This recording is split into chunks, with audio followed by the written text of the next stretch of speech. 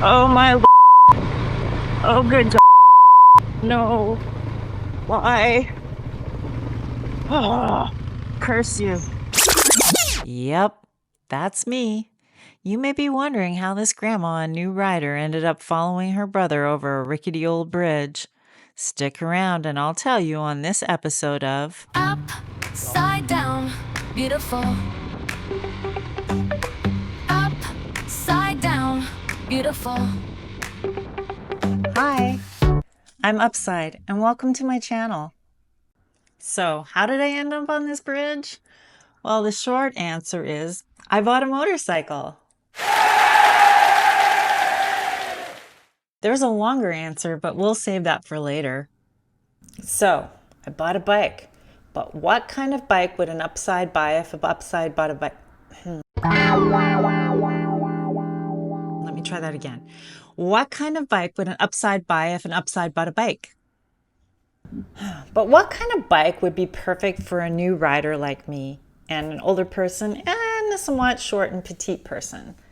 I really didn't know what I was looking for at first, but luckily I had great friends and family who helped weigh in. I needed help and I had to ask.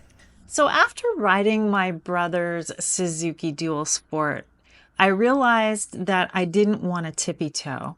So the first thing I decided I was looking for in a bike was something where maybe if I couldn't flat foot it, at least my feet felt close enough to the ground that I felt somewhat safe. So essentially, I wanted a very reasonable seat height. But not only did I want a reasonable seat height, I wanted a reasonable seat height in comparison to the handlebars. I still wanted to feel high on the bike. I didn't want to sit really low and have my arms up high. The second thing I was interested in was how much did the bike weigh. I wanted something under 400 pounds for sure. I wanted something light and fairly nimble. So if I'm looking for something light and nimble, it's probably going to be a single cylinder. And I wanted a bike the same way I like my toes, naked. And the third thing I was looking for was a fairly upright, comfortable position on the bike. I didn't want pegs that were too far forward or too far back. I just wanted to feel comfortable. Some other odds and sods that I wanted to also look for is I wanted something used. I want something very reasonably priced, something that I could start with and not have to worry about it being worth a whole bunch of money. The other thing too is I wanted something I could resell. I didn't know if I liked riding yet, and I wanted to try it out and be reasonable and to be smart about it. And if I did like it, at some point, I would probably want to upgrade. And if I didn't like riding, I wanted something I could resell easily. So given all this criteria, what did I choose between? I kind of felt like Goldilocks and the Three Bears. So the first bike that I looked at was a Honda Rebel. My brother and I went to a dealership and I sat on one, and it's probably a fantastic bike, don't get me wrong, but I felt the seat was too low in comparison to the handlebars for what I was looking for. Next, I went and sat on a Yamaha MT03, and there wasn't anything really wrong with it. It just seemed a little bit too expensive for what I was looking for, and I don't know, the tank seemed kind of wide to me.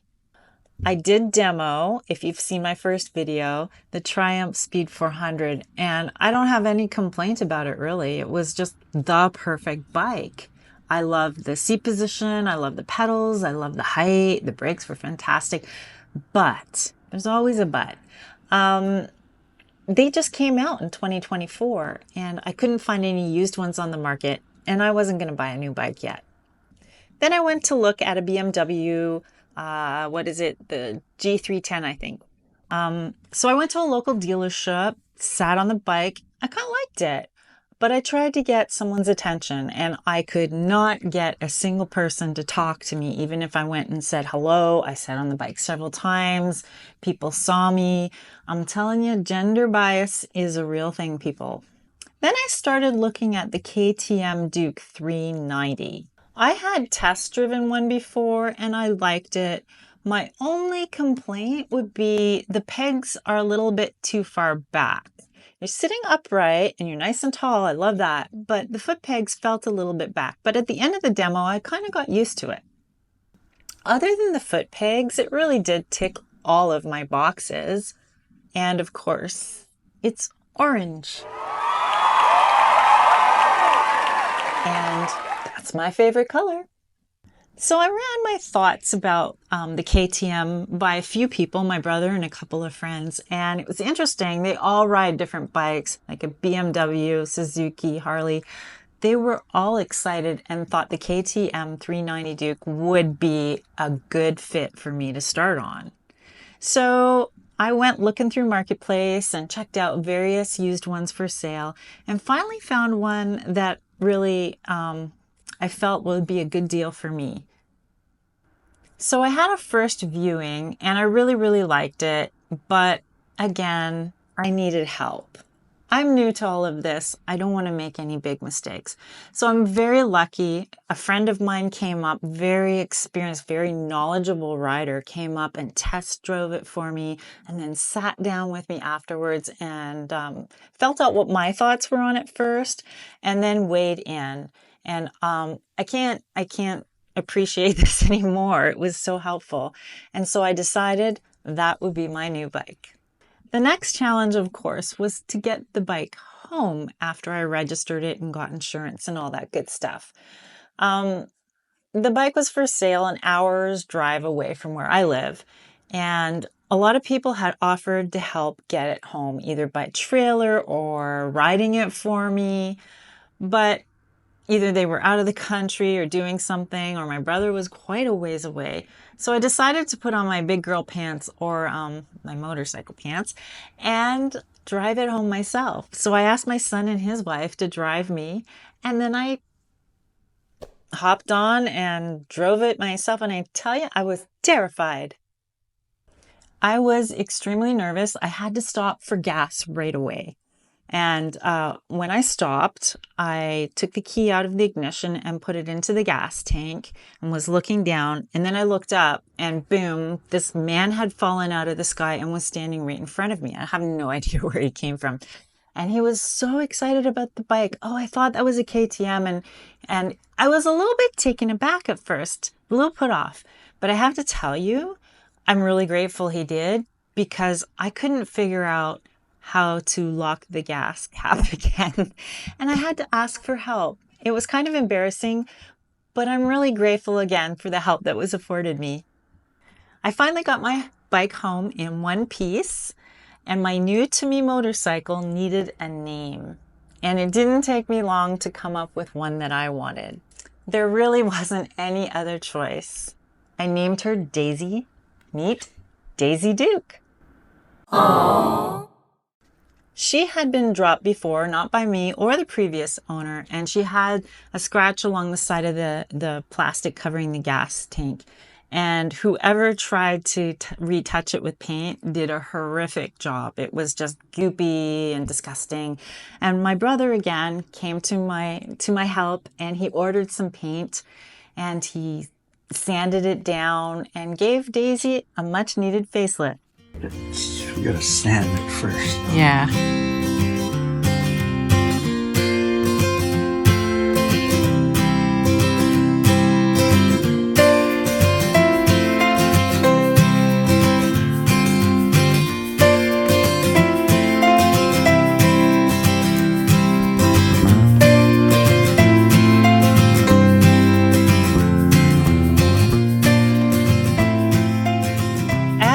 My brother was also really stoked about this purchase, and he was kind enough to order a bag for the back of it and help me with some of the maintenance and some extras, and I really appreciate it.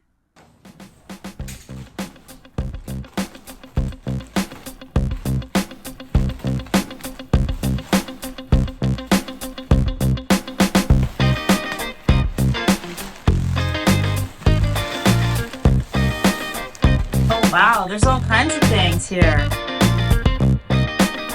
Oh, cool. Yep, there's a bag of something here. You got yourself a full protection and intelligent battery tester. Cool.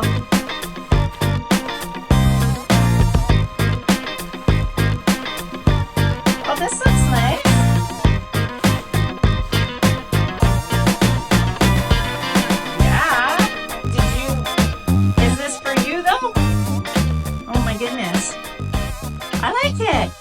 And then we went riding.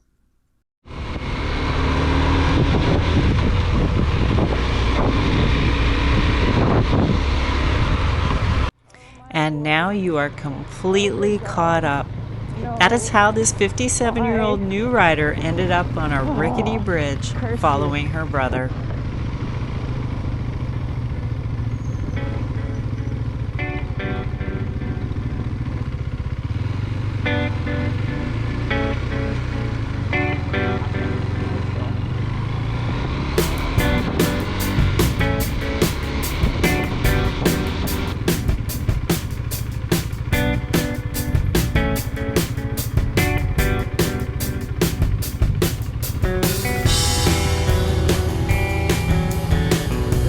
Yeah.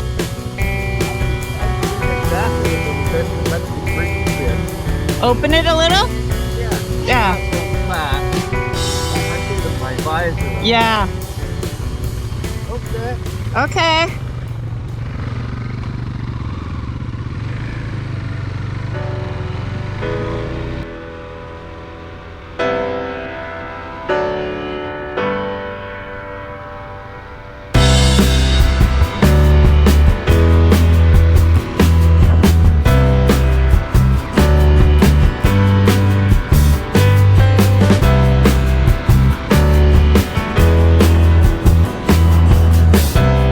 Wow, this is stunning.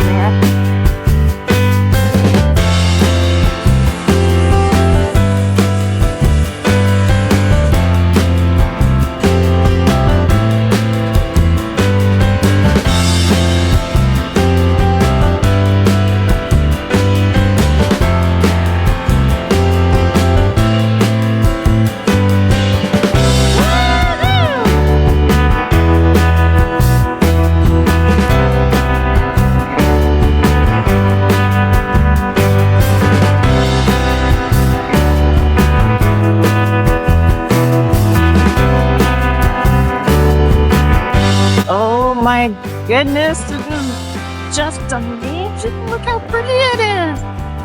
Oh my, I want to capture this whatever. This feeling right now.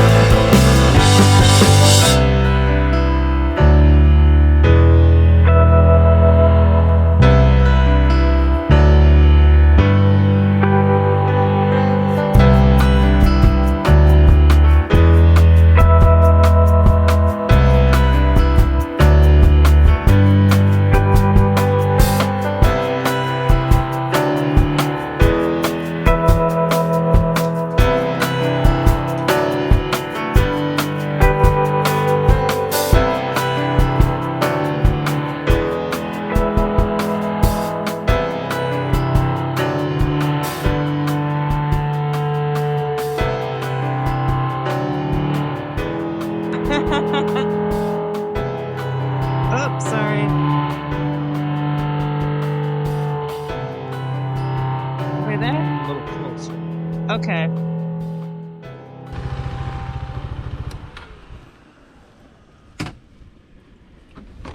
This is pretty. Yeah. We stopped by Lake Ontario and had a little snack, a little drink, and just enjoyed the view. I absolutely love Daisy. But I wouldn't be enjoying her if it wasn't for the kindness of others. I had to ask for help during this entire process, and it wasn't always easy. My beautiful lesson in all of this is sometimes in life and on a motorcycle, we need help. It's okay if we don't understand everything. It's okay to be a beginner. Asking for help doesn't mean you're weak. It means you're learning. If you want to follow my journey, consider liking and subscribing. But most importantly, remember that life is beautiful, even when it's upside down.